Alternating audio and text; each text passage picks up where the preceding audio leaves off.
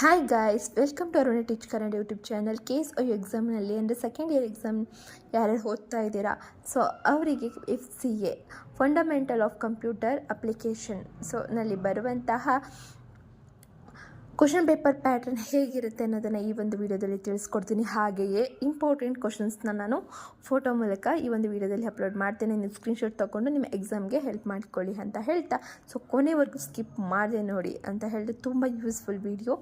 So ಹಾಗೆಯೇ ನಿಮಗೆ ಇಷ್ಟವಾದಲ್ಲಿ ಲಾಸ್ಟಲ್ಲಿ ಲೈಕ್ ಕೊಡಿ, ಹಾಗೆ ನಿಮ್ಮ ಅನಿಸಿಕೆಗಳನ್ನ ಕಮೆಂಟ್ ಮೂಲಕ ತಿಳಿಸಿ. ಹಾಗೆ ಇನ್ನೂ ಹೆಚ್ಚಿನ ವೀಡಿಯೋಸ್ಗಾಗಿ ಸಬ್ಸ್ಕ್ರೈಬ್ ಮಾಡಿ, ಪಕ್ಕದಲ್ಲಿರೋ ಬೆಲ್ ಐಕಾನ್ನ ಕ್ಲಿಕ್ ಮಾಡೋದು ಮರಿಬೇಡಿ ಅಂತ ಹೇಳ್ತಾ, ಸೊ ನೋಡ್ಬೋದು ಪಾರ್ಟ್ ಎ ಸೆಕ್ಷನ್ ಏನಲ್ಲಿ ಒಟ್ಟು ನಿಮಗೆ 20 ಮಾರ್ಕ್ಸ್ಗೆ ಕೇಳುವಂಥದ್ದು 6 ಕ್ವಶನನ್ನು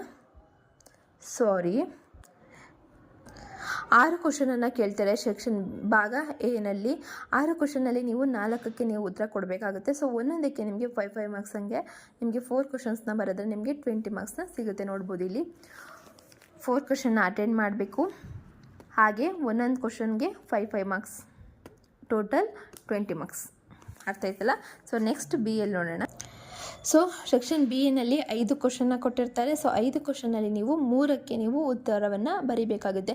ಒಂದೊಂದಕ್ಕೆ 10 ಮಾರ್ಕ್ಸ್ ಅಂದರೆ ನಿಮಗೆ 3ಕ್ಕೆ 30 ಮಾರ್ಕ್ಸನ್ನು ಕೊಡ್ತಾರೆ. ಸೊ ನೀವು ಸೆಕ್ಷನ್ ಎ ಆ್ಯಂಡ್ ಸೆಕ್ಷನ್ ಬಿನಲ್ಲಿ ನೀವು 50 ಮಾರ್ಕ್ಸ್ನ ಗಳಿಸ್ಕೋಬೋದಾಗುತ್ತೆ.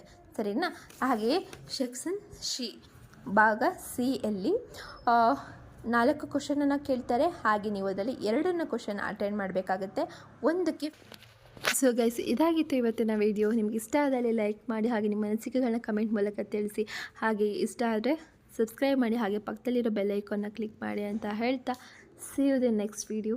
ಬಾಯ್, ಟೇಕ್ ಕೇರ್. ಹಾಗೆ ಚೆನ್ನಾಗಿ ಓದ್ಕೊಳ್ಳಿ, ಟೈಮ್ ವೇಸ್ಟ್ ಮಾಡಬೇಡಿ ಅಂತ ಹೇಳ್ತಾ ಅಷ್ಟೇ. ಹಾಗೆ ನಿಮಗೆ ಏನೇ ಒಂದು ಕ್ವಶನ್ಸ್ ಇದ್ರೂ ಕೂಡ ನಿಮ್ಗೆ ಏನಾದರೂ ಡೌಟ್ಸ್ ಇದ್ದಲ್ಲಿ ಕೇಳಿ, ನನ್ನ ಕಮೆಂಟಲ್ಲಿ ನಾನು ಖಂಡಿತ ನಿಮಗೆ ಆನ್ಸರ್ ಮಾಡ್ತೇನೆ.